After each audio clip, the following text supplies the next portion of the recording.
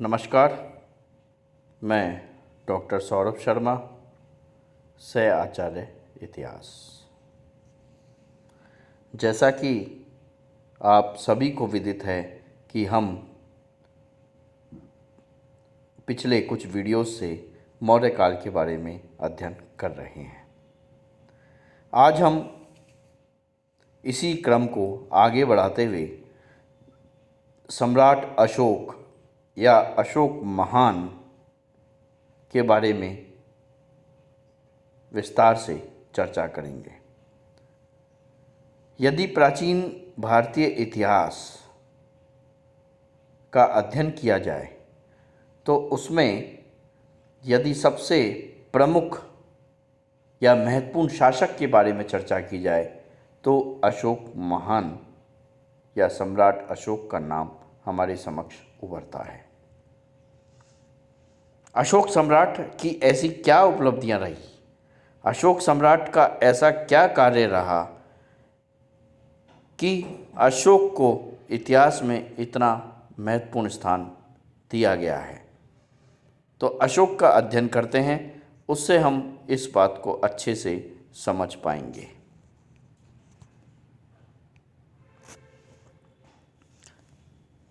अशोक 20वीं शताब्दी के प्रारंभ तक अशोक पुराणों में वर्णित मौर्य वंश का एक साधारण सा शासक दिखाई देता है। यानी आप देखेंगे जिस अशोक महान जिसे कहा जा रहा है और जिसके बारे में इतना साहित्य लिखा जा रहा है, पढ़ा जा रहा है और जिससे अशोक की इतना महानतम शासक के रूप में तुलना की जा रही है, इस तरह की उपमाएं दी जा रही है, वह अशोक 20वीं शताब्दी के प्रारंभ तक केवल एक साधारण सा शासक प्रतीत होता था। यानी उसको इतना महत्वपूर्ण नहीं माना गया था। लेकिन 1837 ईस्वी में जेम्स प्रिंसेप ने एक अभिलेख में ब्राह्मी लिपि में कुछ कथनों को पढ़ा। 1837 ईस्वी में जेम्स प्रिंसेप ने ब्राह्मी लिपि में लिखे गए कुछ कथनों को पढ़ा। उससे क्या हुआ, उससे ये फर्क पड़ा कि उसमें किसी देवानाम प्रिय शासक की बात कही जा रही थी, यानी देवताओं का प्रिय शासक, और लेकिन इतिहास में इस तरह का कोई शासक मिल नहीं रहा था।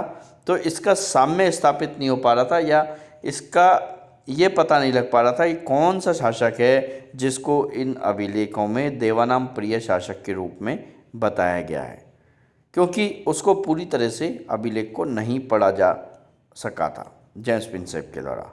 लेकिन 1915 ईस्वी में जो मास्की का शिलालेख है वो प्राप्त हुआ, तो उससे ये समस्या का समाधान निकल गया, क्योंकि उस अभिलेख में बताया गया कि ये जो देवानाम प्रियदर्शी जो शासक है जिसके बारे में इतना बातें लिखी गई हैं, यह और कोई नहीं मौर्य काल का शासक या सम्राट अशोक है।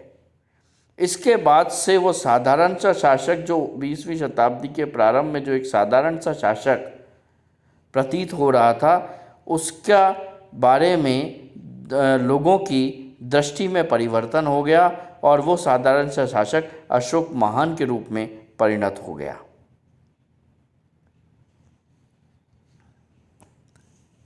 अशोक के प्रारंभिक समय की यदि बात की जाए तो बौद्ध परंपरा तो ये कहती है कि अशोक ने गद्दी हासिल करने के लिए या शासक बनने के लिए या मौर्य काल के राजगद्दी पर अधिकार करने के लिए अपने 99 भाइयों का कत्ल किया था। अपने 99 भाइयों को मार करके उत्तराधिकार के संघर्ष में विजयी हुआ था और मौर्य काल के शासक के रूप में पदासीन हुआ था। हालांकि इस बात को हम अतिशयोक्तिपूर्ण कह सकते हैं, यानी बड़ा चढ़ाकर कहा हुआ मान सकते हैं, क्योंकि जो 5वां शिलालेख है जो अशोक ने स्थापित करवाया है उसमें लिखा है कि उसके भाइयों के अंतःपुर के बारे में जानकारी दे रहा है। यानी उसके भाई, इसका मतलब जिंदा हैं तभी तो उनके अंतःपुर हैं या उनके रहने की महल हैं। इसीलिए ये थोड़ा सा अतिशयोक्तिपूर्ण लगता है कि 99 भाइयों को मार करके उसने गद्दी पर अधिकार किया। हाँ, ये अवश्य हो सकता है कि कुछ संघर्ष की स्थितियाँ उस समय में रही हों, लेकिन बौद्ध साहित्य के जो अतिशयोक्तिपूर्ण कथन हैं उसके बावजूद भी हम देखते हैं कि बिंदुसार की मृत्यु 272 ईसा पूर्व में हो रही है और अशोक के राज्यारोहण 268 ईसा पूर्व में हो रहा है। तो बीच में जो 4 साल का समय है वो उत्तराधिकार के संघर्ष के लिए या उत्तराधिकार का जो आपस में युद्ध चल रहा था सत्ता पर अधिकार के लिए, उसका शायद समय था। ये संघर्ष का समय था जिसमें अशोक विजयी हुआ। कलिंग का युद्ध, जब अशोक मौर्य काल के समय में प्रमुख शासक के रूप में उभरता है, राजगद्दी पर अधिकार कर लेता है, तब उसके शासनकाल की सर्वाधिक महत्वपूर्ण घटना कलिंग की घटना या कलिंग का युद्ध माना जाता है, जो कि उसके शासनकाल के 9वें वर्ष में यानी 261 ईसा पूर्व में हुआ था। अशोक ने यह स्वीकार किया है कि इस युद्ध में लगभग 1 लाख लोग मारे गए, 1.5 लाख लोग बंदी बना लिए गए और उससे भी ज़्यादा लोग अपने स्थानों से उजड़ गए यानी बेघर हो गए। अशोक ने जो ये पश्चातापपूर्ण कथन कहा है, इसी के आधार पर कुछ लोग कहते हैं कि अशोक का हृदय परिवर्तन हो गया था और हृदय परिवर्तन होते ही उसने बौद्ध धर्म स्वीकार कर लिया था। इस प्रकार का कुछ विद्वानों के द्वारा कथन दिया जाता है। लेकिन यदि इसको व्यापक परिप्रेक्ष्य में अध्ययन किया जाए तो हृदय परिवर्तन एक मिथ्या या झूठी घटना लगती है, क्योंकि ऐसा कुछ बाद में व्यवहार में नज़र नहीं आ रहा है। जैसे हम देखते हैं कि जो अभिलेख हमें मिले हैं उसमें जो भाबरू का शिलालेख में उसमें सर्वप्रथम बौद्ध संघ और धर्म में विश्वास किया गया है और यह अभिलेख उसके शासनकाल के 21वें वर्ष का है। यदि उसने कलिंग युद्ध के बाद बौद्ध धर्म अपनाया होता तो कलिंग युद्ध 9वें वर्ष में हुआ था और यह भाबरू अभिलेख जिसमें सर्वप्रथम बौद्ध धर्म या संघ के प्रति उसकी आस्था का प्रमाण मिल रहा है वो 21वें वर्ष में मिल रहा है। तो ये कहना कि 9 वर्ष में जो युद्ध हुआ और 21वें वर्ष में हृदय परिवर्तन हुआ, यह सही प्रतीत नहीं होता है। और यदि हृदय परिवर्तन हुआ भी होता तो कलिंग को कभी भी अशोक अपने साम्राज्य में नहीं मिला था। इसलिए उसके जो साहित्यकारों या इतिहासकारों के द्वारा नाटकीय हृदय परिवर्तन का जिक्र किया जाता है वो वस्तुतः सही प्रतीत नहीं होता है।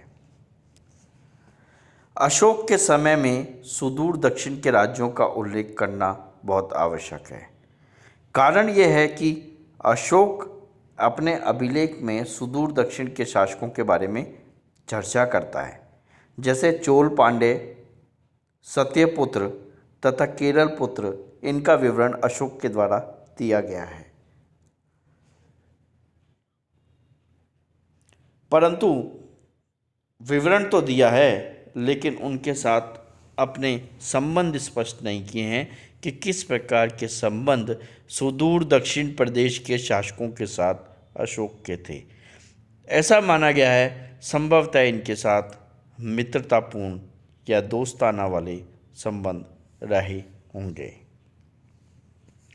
कश्मीर और खोतान जो कि उत्तर पश्चिमी भारतीय प्रायद्वीप का क्षेत्र है, वहाँ पर भी अशोक के साम्राज्य का भाग बन गए थे, यानी ये अशोक के साम्राज्य में आते थे। जैसे कल्लण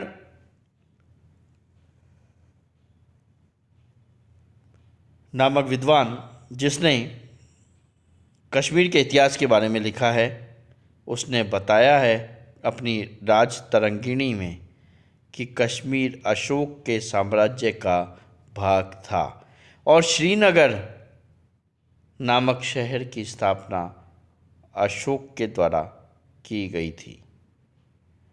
तिब्बती साक्ष्यों के अनुसार मध्य एशिया में स्थित खोतान भी अशोक के साम्राज्य का अंग था, क्योंकि उसने इस प्रदेश की भी यात्रा की थी। लेकिन खोतान से संबंध कैसे थे? तो हम ये कह सकते हैं कि खोतान प्रदेश से मैत्रीपूर्ण संबंध थे, क्योंकि केवल यात्रा के आधार पर यह मानना कि अशोक का वहाँ पर नियंत्रण था, ऐसा सही नहीं लगता है, क्योंकि खोतान प्रदेश से हमें अशोक का कोई भी अभिलेख प्राप्त नहीं होता है। तो हम ये कह सकते हैं कि यात्रा उसने मैत्रीपूर्ण संबंधों के आधार पर की होगी और संभवतः इस प्रदेश से अशोक का मित्रतापूर्ण संबंध रहा होगा। ये आवश्यक है कि मतलब ये निश्चयात्मक रूप से नेपाल क्षेत्र पर अशोक का अधिकार था। हिमालय की तराई का संपूर्ण भाग अशोक के साम्राज्य के अधीन था। इस क्षेत्र में अशोक द्वारा विद्रोह का दमन भी किया गया था, जो कि हमने प्रारंभ में देखा था कि अशोक के पुत्र युवराज के रूप में जब अशोक वहाँ पे था तो उसने विद्रोह को दबाया था। 2 अभिलेख भी वहाँ से पाए गए हैं और परंपरा के अनुसार अशोक की पुत्री का नेपाल के राजघराने में शादी भी हुई थी, जो कि इस तथ्य की पुष्टि करता है।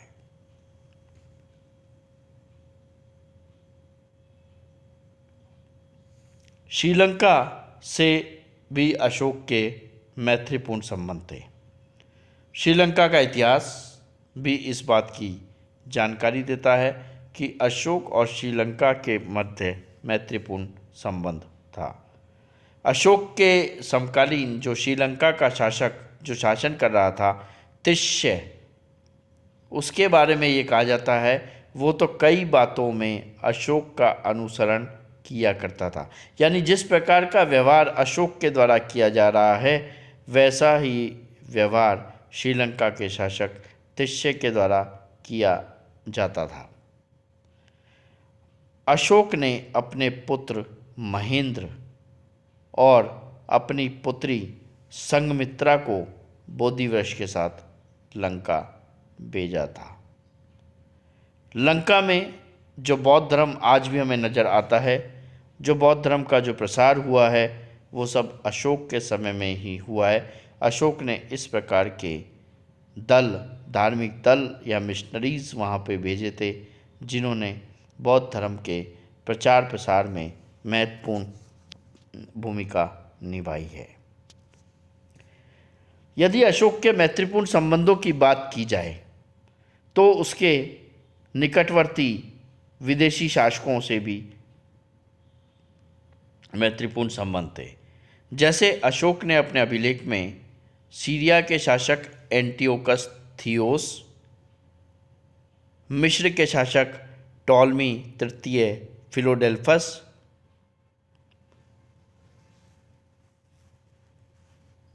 मकदूनिया के शासक एंटीगोनस कोनाटस तथा एपिडस के शासक अलेक्जेंडर का उल्लेख किया है।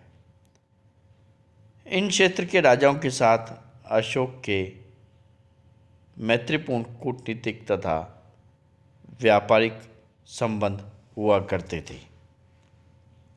अशोक के जो शिलालेख प्राप्त हुए हैं, उसके आधार पर हमें अशोक के साम्राज्य का विशेष ज्ञान प्राप्त होता है कि उसके साम्राज्य का विस्तार कहाँ कहाँ रहा होगा। इस आधार पर यह कहना संभव है कि सुदूर दक्षिण और आसाम को छोड़कर संपूर्ण भारत पर अशोक का अधिकार था। यानी दो क्षेत्र आप छोड़ दीजिए, सुदूर दक्षिण का क्षेत्र और भारत का क्षेत्र, भारत पर अशोक, संपूर्ण भारत पर अशोक का अधिकार था। यानी आसाम और सुदूर दक्षिण के अलावा संपूर्ण भारत पर अशोक का अधिकार है। धन्यवाद।